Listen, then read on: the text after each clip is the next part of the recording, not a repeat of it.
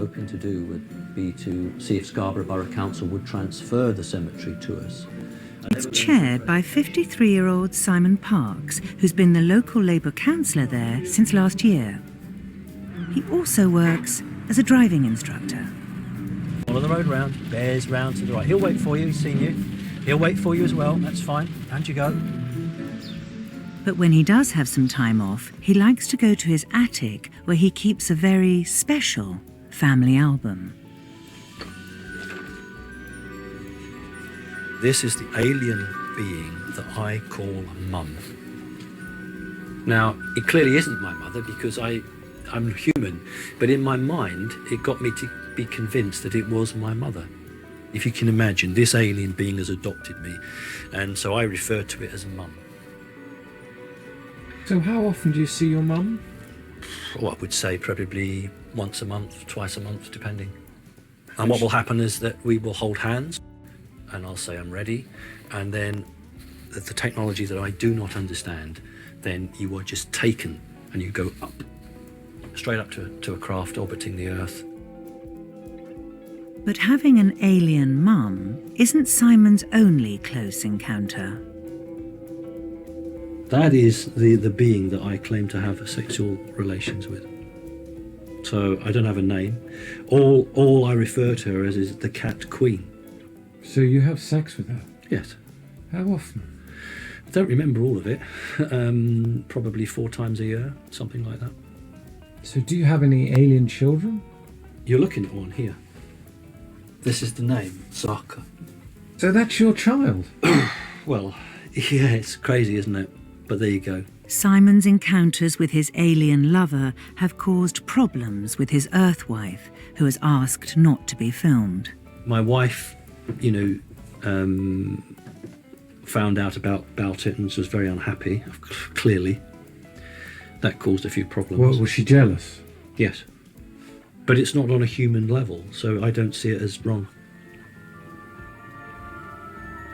What do you say to some people that might say, oh, you're mad? Yeah, I'd say I can understand how you would say that because you've not seen anything yourself, and that's your immediate fallback position. But you come and spend some time with me. You follow me around for a day, and you'll actually walk away shaking your head because you'll think, well, he's actually not mad.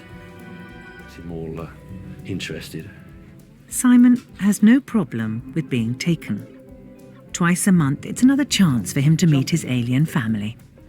It's an incredible little feeling of being literally sucked out. So if you imagine a big industrial vacuum cleaner being stuck on your chest and being pulled up, and there's a rushing sensation, and then the next thing I'm aware of is I'm in another room. And what, do you go up there, do you think? Well, you don't go necessarily that way. Normally it's at an angle, like 45 degrees. Occasionally I've felt as if I've been floated out of the room. But in most instances, when they're under pressure and they've got to get you out very quickly before they're intercepted or detected, you're taken very, very quickly. So you went out that way? Yes, that way. Through the window? Yep. This window? Yep. And there's a blind as well, Simon. I don't think the blind would cause them any aggravation whatsoever. They are pretty sophisticated. Incredibly so. Incredibly so. Really? The seaside town of Whitby. Labour councillor Simon Parkes is being interviewed by a journalist from a local paper. Why do you think it's important that people get involved in local politics? Because councils are elected, individuals are elected to represent the views of the people now. I think so. A year ago, the Whitby Gazette ran an interview with Simon talking about his alien mum. I've spoken to you, you seem quite complimentous. I was quite shocked that somebody of your standing would say something like that. I would just say that there are plenty of people in my position who don't choose to come out and say it because they're terrified that it will destroy their careers. Being open in public hasn't destroyed Simon's career, but he believes it's brought him to the attention of the Secret Service. There's an Audi behind us, and it has been following us all the time, off and on. So would you just turn your camera around and film him for me out the back window? Because that'll really... film it through the window? Yeah, as long as you get the index for that vehicle, and just make it obvious that we're filming them. Why would they be following you? Or maybe they just have an interest.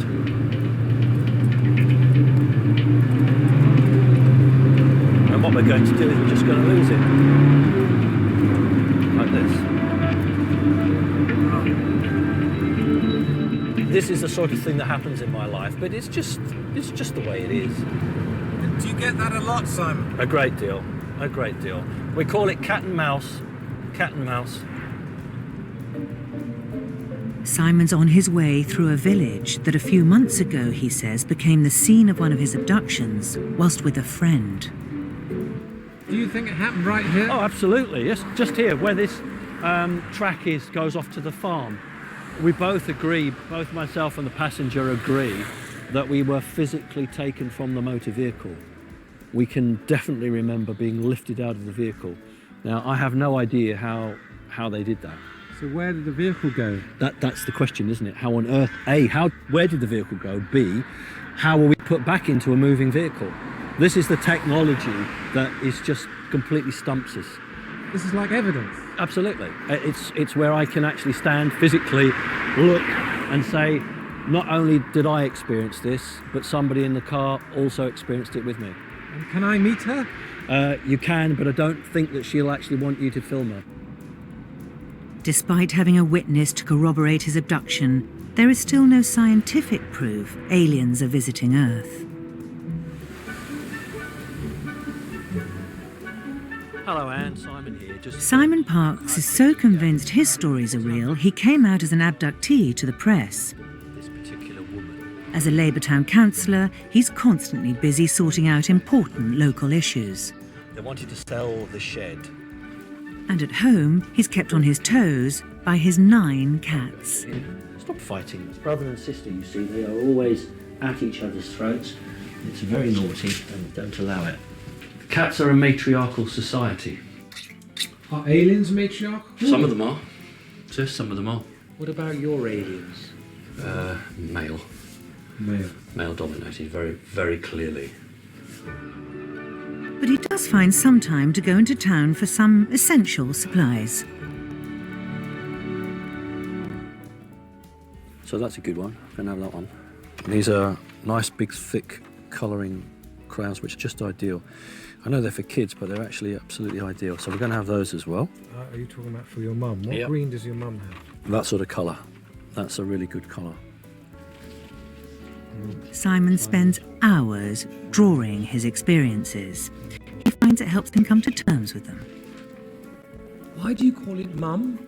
Because when I was a very small child, the very first recollection I have was being lifted out of my cot. The only thing I can remember after that is it saying to me, you will never be hurt, you will never be harmed. Does your alien mum protect you in any way? I think I'm fairly clear in my head that I'm monitored very closely. And if there is anything that seriously is about to happen or does happen, then I'm fairly, confirmed in my own mind that they will intervene. They have intervened in the past. Simon says when he was a small boy, he had a terrible accident that normally would have been fatal. According to what the doctor had said, and the doctor's the professional, the doctor was basically saying you should have been in hospital, your spine was snapped in half. I'd fallen down, 8 foot or so of concrete channeling, done myself quite a nasty mischief. How on earth did I get out of that channel unaided? I have no memory of that at all. Somebody helped me. I'm quite pleased that I've got a guardian angel looking over me. So without your alien mum, you'd be dead. Probably, yes.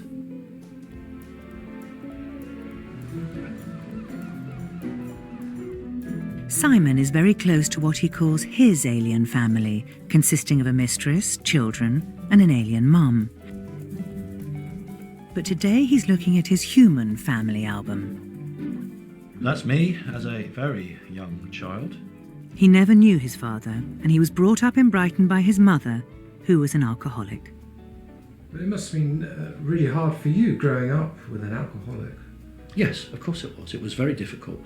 I'm sure she loved me in her own way, but when we would have meals, we would never eat together in the 18 years that we'd been together, before she obviously died, I probably sat and ate food with her 3 times.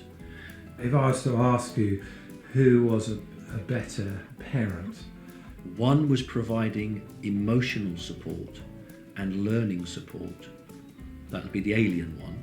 And the other one was providing me clothes, food, warmth. So there were 2 sides of a coin. so combined your 2 mothers, as it were, Yeah. made up to be the sort of the mother you wanted or needed. I certainly think that what was happening was that a role was being taken by one and a role was being taken by another. Can I throw a crazy theory at this? Okay. An unhappy, unloved child makes up an imaginary world. If I was going to make something up, I can assure you I'd make up something much happier, much more fun, less dark, and far more grounded in this world than this.